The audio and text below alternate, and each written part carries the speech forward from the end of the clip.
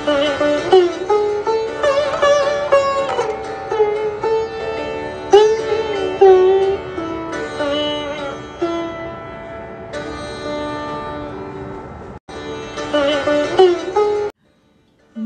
দুর্গা, তারাপদ ভট্টাচার্য। পত্রিকার ১২তম বর্ষ, ২য় সংখ্যা। ভোরের বেলা জননী দেবী ডেকে বলতেন, এবার দুর্গা দুর্গা করো, অর্থাৎ ওঠো। বাইরে বেরোবার সময় বলতেন, দুর্গা দুর্গা, অর্থাৎ যাত্রা শুভ হোক। শোয়ার সময় হুকুম দিতেন, দুর্গা দুর্গা বলো, অর্থাৎ ঘুমের যেন ব্যাঘাত না হয়। অনেক নাম দেবীর। যাস্ক বলেছেন, তাসাম মহাভাগ্যাদ একৈকাস্যা আপি বহুনি নামধেয়ানি।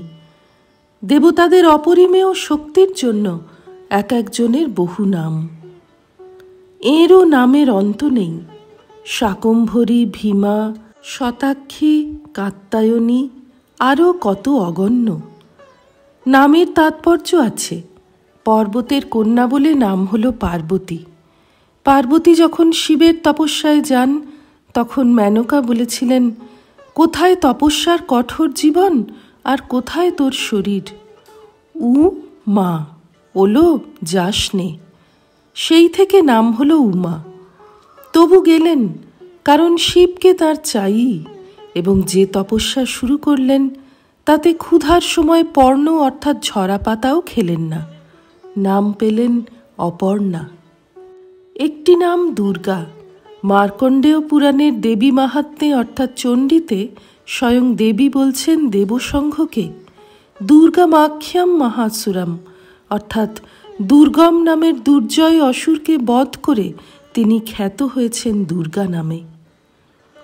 কালীবিলাস তন্ত্র আর এক কথা শুনিয়েছেন। দেবী বলছেন মহিষাসুরকে, ইয়া মূর্তিয়া ত্বাং হনিষ্যে সা দুর্গেতি প্রকীর্তিতা। যে মূর্তিতে আমি তোমায় বধ করব সেই মূর্তির নামই দুর্গা। দুর্গা পূজার ধ্যানে এই মূর্তিই ব্যক্ত হয়েছেন। এই মূর্তিরই পূজা করি আমরা। এরই নাম মহিষাসুরমর্দিনী। পণ্ডিতেরা তাত্ত্বিক ব্যাখ্যা দেন, দুঃখে না গম্যতে প্রাপ্যতে ইয়া সা দুর্গা। তপস্যার দুঃখ বরণ করে যাকে পাওয়া যায় তিনিই দুর্গা। পরিপূর্ণতার প্রতি ভারতবর্ষের একটি চিরকালের আগ্রহ রয়েছে।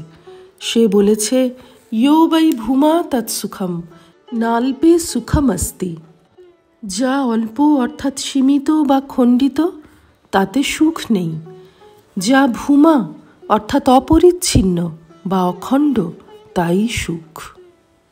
খণ্ডকে নিয়ে সে তৃপ্ত হয়নি।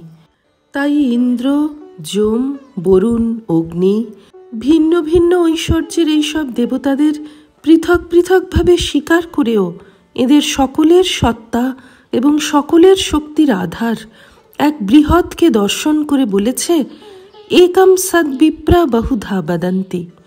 এক সৎ পদার্থকে জ্ঞানীরা নানাভাবে বলেছেন।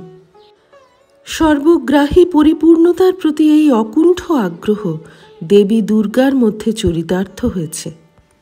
আমরা ঋতুতে ঋতুতে আলাদা করে ঐশ্বর্যের দেবী লক্ষ্মী, বিদ্যার আধার সরস্বতী, সংগ্রামের দেবতা কার্তিকেয়, সিদ্ধির দেবতা গণেশের পূজা করি তাঁদের অধিকারের প্রসাদ পেতে। পার্থিব সম্পদের বাইরে রিক্ত পানি হয়ে যে জন মুক্তির জন্য জ্ঞান আকাঙ্ক্ষা করেন তিনি শিবের পূজা করেন শিব চতুর্দশীতে। দেবী দুর্গার পূজায় এদের সকলের সম্মিলন। শ্রীরামকৃষ্ণার্পণমস্তু।